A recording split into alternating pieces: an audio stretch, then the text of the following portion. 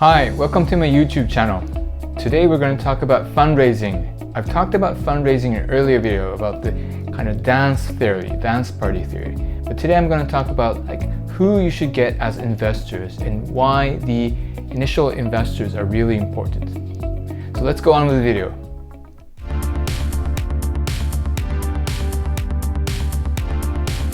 So when you're fundraising, you're looking for money, you're looking for a financial resource. But while you're doing that, it is important to think of two things. One is to build up trust. So whatever you're doing with your startup, with your business, you're building trust. You're gathering customers, you're delivering products, you're delivering what you're promised. So you're building up this trust with your customers, with your employees, with a lot of stakeholders. But one of them is your investor. So you want to build trust with your investors. And the other investors who will follow on, who will join you later in the stage, will look at your business, your customers, but they'll also look at your investors. So if the investor, let's say there's an angel there who is an expert in your industry, that is a bonus of building trust. So you want to bring on somebody who can establish that trust going forward, that we can showcase that you are a legit business, that your business is going to actually grow and be something really big. Point number 2 is building momentum. So the first point is building trust, bringing those people who are expert in that industry so that they can show that, hey, your business is actually really interesting. As an expert, you can show that they understand that.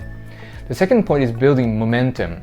So when you bring in angel investors or early stage VCs and whatnot, you want to find somebody who can bring on the next stage investors, somebody who's well connected. You want to bring on somebody who is not just your friend, but like an angel investor who's also connected with a lot of other angel investors, or also can bring on like VCs or banks or other financial institutes that will be adding on going forward in your stage of funding.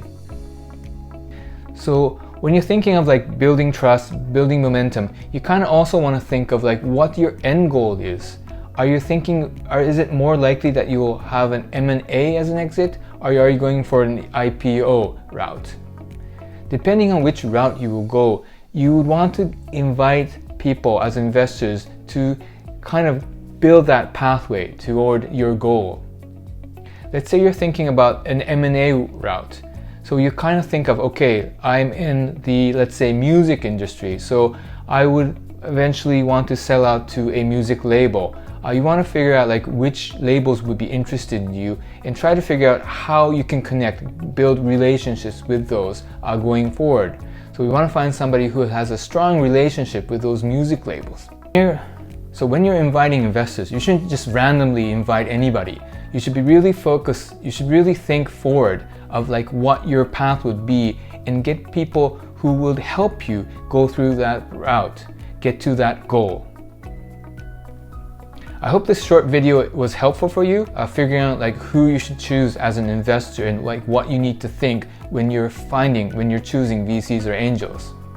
If you're interested in startups and related stories and tips and tricks, please follow my channel and also give a thumbs up. That would really help me get this information to more people that need this.